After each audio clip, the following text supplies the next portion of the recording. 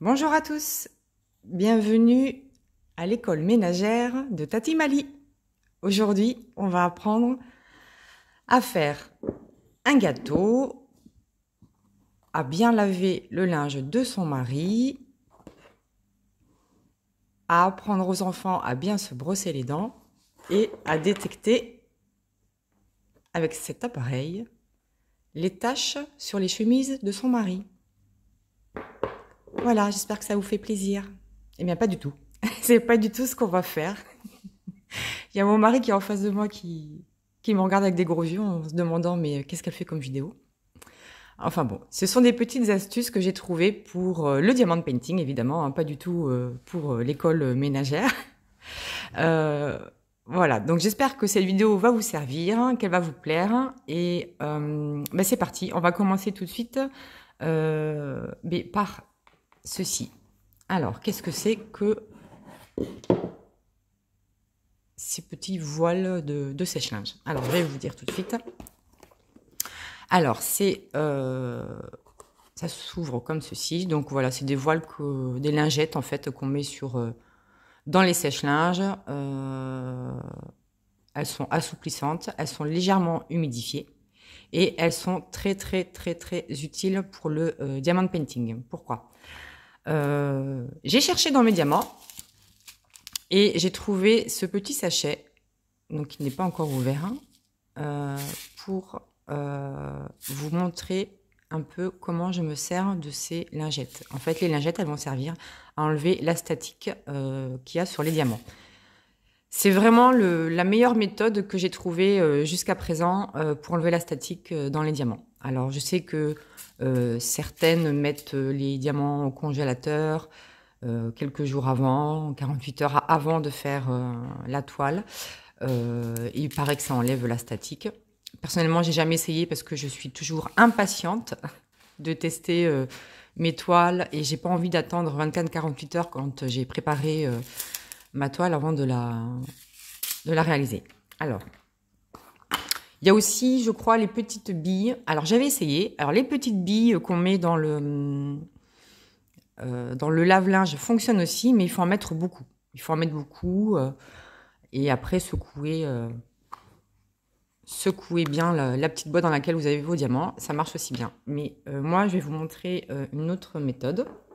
Donc, je cherche un petit plateau. Qu'est-ce que j'ai fait de mon petit plateau? Voilà. Donc, ici, le petit plateau. Je vais découper le sachet. Hop. Je vais mettre les diamants. Voilà. Dans un petit plateau. Et on voit déjà qu'il y a de la statique. Voilà, ça commence déjà à sauter de partout. Vous prenez un petit contenant. Moi, j'aime bien ce genre de contenant. Donc, je mets ça dedans. Hop.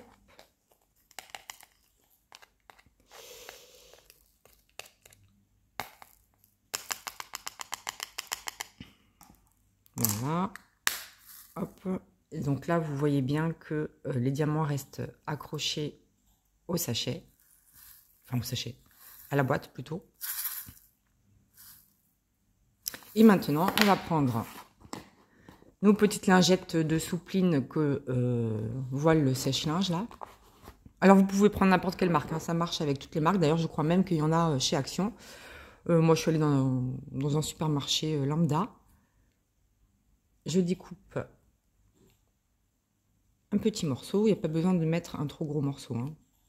D'ailleurs, avec tout ce qu'il y a là-dedans, je crois que j'en ai pour 10 vies.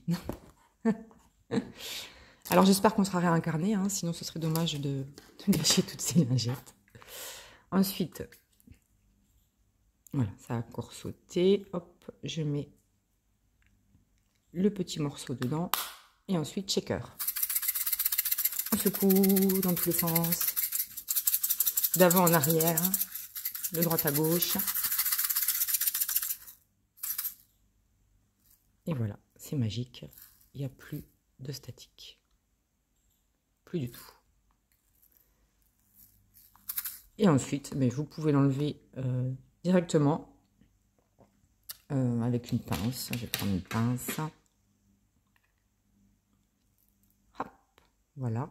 Et vous pouvez le réutiliser pour vos prochains diamants. Et voilà. Et c'est magique.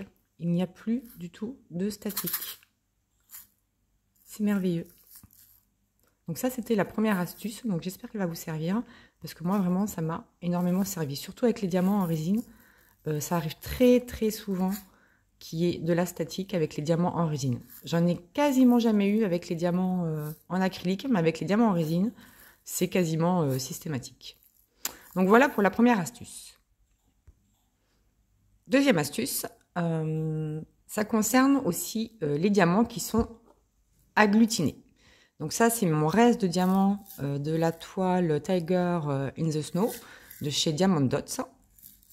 Ce sont aussi des diamants en résine.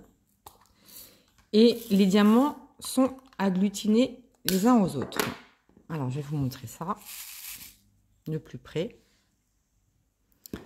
Donc, vous voyez, par exemple, ici, vous avez des diamants agglutinés. Alors, c'est pas du tout lié à de la colle. Hein. C'est vraiment, je sais pas pourquoi ça fait ça, mais il y a des diamants, notamment ici, là, qui sont agglutinés. Voilà, on le voit bien, qui sont agglutinés. On ne sait pas pourquoi. Et ça arrive très très souvent chez Diamond Dots. Pardon, je vous fais bouger. Et pour remédier à ce problème, vous avez ce genre d'instrument, d'outil, qui s'appelle un séparateur de diamants. Alors celui-ci, je l'ai acheté chez 3D Art R&L. Ça se présente comme ceci. Voilà. Moi, j'avais pris la couleur un peu mauve. Je trouve que c'est assez joli. Et alors, ce qu'il faut faire, c'est que vous mettez vos diamants à l'intérieur. Ensuite, vous refermez et vous tournez.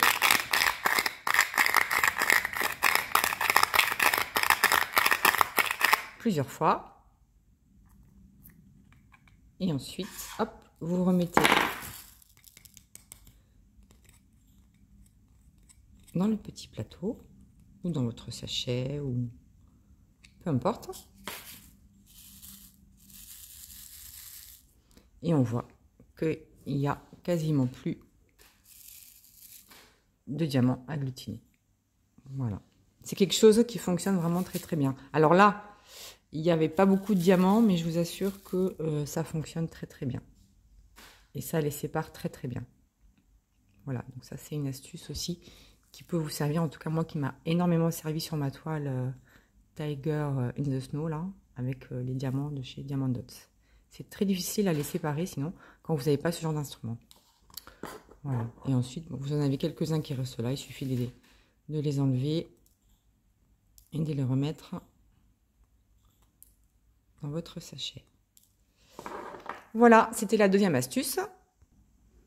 Troisième astuce, alors, ça concerne essentiellement les singles ou les multiplesseurs. Alors moi, j'utilise énormément ce stylet qui a en fait un côté plat et un côté bombé. Et ce stylet, en fait, je l'ai acheté chez 3D Art R&L aussi. Et en revanche, j'ai acheté ce multiplesseur et chez DAC, Diamond Art Club. Et je l'adore pour les diamants carrés, je le trouve vraiment très pratique. Vraiment pour les diamants carrés, en fait ça m'a réconcilié un peu avec les diamants carrés. Mais malheureusement, il glisse, il tient pas, donc c'est très embêtant. Et ça marche avec tous mes stylets, en fait, l'embout est trop petit. Et du coup, pour remédier à ça, eh bien, rien de plus simple.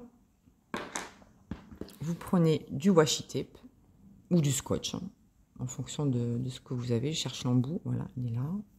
Voilà. Vous prenez un petit bout, hop, que je déchire. Ensuite, je dépose tout le long, en fait, de l'extrémité. Je fais un petit tour, comme ceci. Voilà.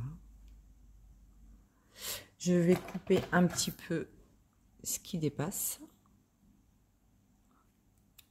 Voilà. Donc je colle bien, vous voyez. Et ensuite, hop, je réinsère et voilà.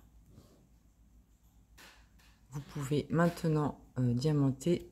Voilà, je force pour le retirer, mais c'est bien stable. Et du coup, vous pouvez diamanter à souhait. Donc voilà, je trouve ça très utile parce que j'aime beaucoup les multiplesseurs de chez Diamant Art Club. Et en fait, ils rentrent pas du tout dans aucun de mes stylets. Et voilà, ça c'est une technique qui fonctionne assez bien. Et vous pouvez l'appliquer à tous vos multiplesseurs, hein, pas uniquement à ceux de DAC. Hein, vous pouvez l'appliquer à tous les autres. Voilà, c'était la troisième astuce. Quatrième astuce. Alors, j'ai pris une toile qui vient de chez Action, que j'avais fait il y a quelques temps.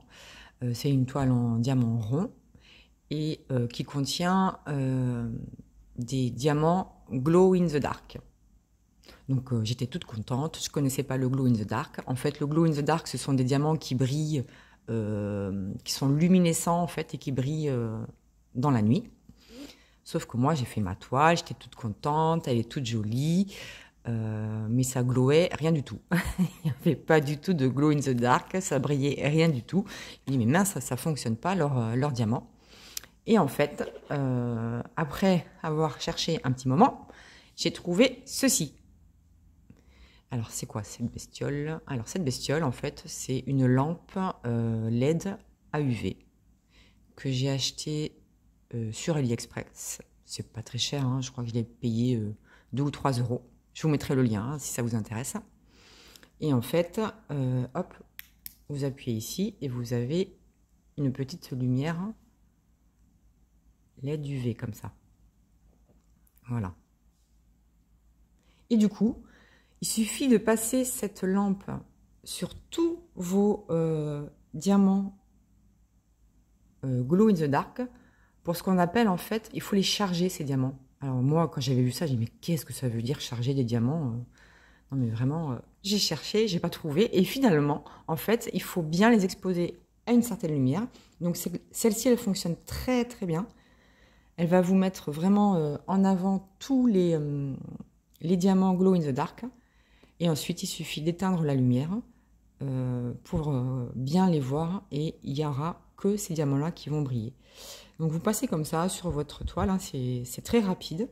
Alors malheureusement là, on n'est pas dans la nuit, donc je ne vais pas pouvoir vous montrer, mais je vous assure que ça fonctionne très très bien. J'ai pris une photo, donc si j'arrive à vous insérer la photo du rendu, bah, je vais vous l'insérer maintenant dans la vidéo. Mais je vous assure, essayez, c'est très pratique, ça fonctionne très bien et c'est pas cher du tout. Et alors, comment ça fonctionne? Alors, il faut juste dévisser ici, je crois. Ici, je sais plus. Alors là, vous pouvez aussi étendre le rayon, avoir une grande lampe ou une petite lumière si vous resserrez. Vous avez... voilà. Et en plus, même ça... Vous voyez, on peut faire des petits flashs comme ça. Donc, il faut juste mettre après... je crois que c'est une pile... Voilà, je dévisse ici. Je crois que c'est là. Voilà. Ça fonctionne avec une pile AA. Alors moi, j'ai pris les piles de chez Action qui font... Voilà, 2A. Ça fonctionne très très bien. Vous l'insérez dedans. Vous revissez. Si j'y arrive, évidemment.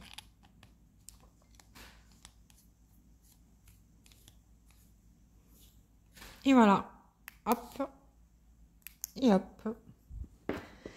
Donc ça, c'était la quatrième astuce. Cinquième astuce, on va se servir de ce rouleau à pâtisserie. Alors, moi, quand j'ai commencé le diamond painting, j'avais pas de petits rouleaux. Vous savez, on voit souvent les petits rouleaux rouges là pour aplatir les diamants sur la toile. Et moi, j'avais pas ça et j'avais déjà commandé sur des sites d'autres produits et j'avais oublié d'insérer le petit rouleau. Donc je me suis dit mince, mais comment je vais faire? J'ai pas envie de repasser une commande, de payer des frais de port. Donc mais j'ai pris le rouleau à pâtisserie et ça fait très très bien le job. Alors moi j'appuie, hein, faut pas avoir peur d'appuyer. Je passe comme ceci. Une fois que vous avez fini votre carré ou votre toile, moi je le fais à chaque carré, hein, je fais des carrés de 10 par 10 environ. Il ne faut pas hésiter à appuyer pour bien coller les diamants sur la toile. Alors je le passe d'avant en arrière et ensuite je le passe en diagonale comme ceci et comme ceci. Voilà. Et ça fonctionne très très bien. Je vous assure que ça n'abîme pas du tout les diamants. Voilà, ça les colle bien à la toile.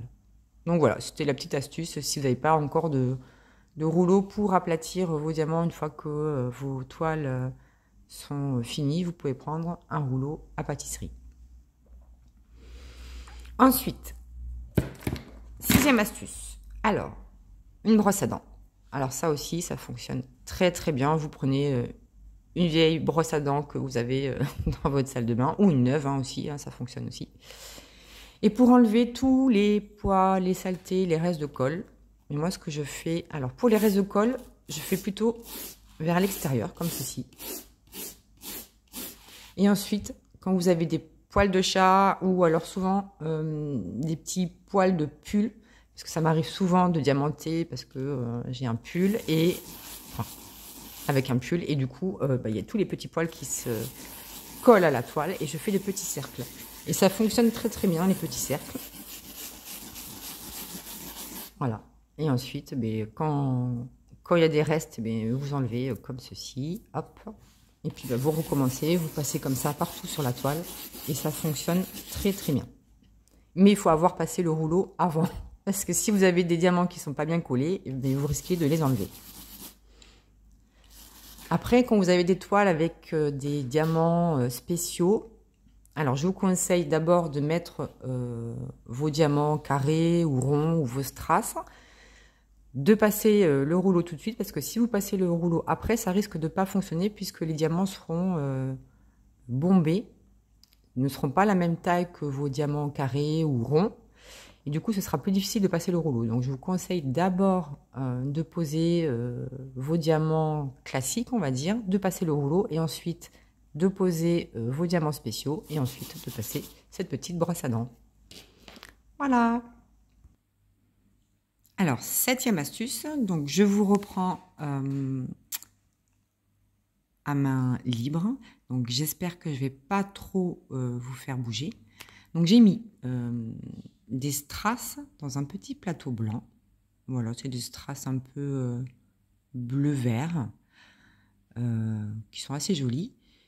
Et souvent, quand je pose des strass sur des toiles, parfois, il y a des diamants où on voit à travers. On voit le symbole ou le sigle qu'il y a en dessous, qu'il y a sur la toile. Et ça m'ennuie. Donc, j'ai trouvé une petite solution pour remédier à ce problème en amont. C'est-à-dire que vous mettez vos strass, quelle que soit la couleur, hein, ça marche pour toutes les couleurs, dans un plateau blanc. En revanche, le plateau, il faut qu'il soit clair, de préférence blanc. Donc, comme ceci. Vous posez votre plateau sur votre tablette lumineuse. Voilà, je viens d'allumer la tablette et on peut voir qu'il y a des diamants, enfin des strass, qui sont à moitié transparents. Donc, par exemple, celui-ci, voilà, on voit que celui-ci n'est pas très joli et il risque, si vous le posez sur une toile, vous risquez de voir le dessous de la toile, donc le numéro ou le symbole qui est en dessous. Voilà. Donc c'est très rapide à faire. Vous les triez, vous enlevez, il y en a un autre ici, donc vous les enlevez. Celui-ci aussi qui n'est pas très joli.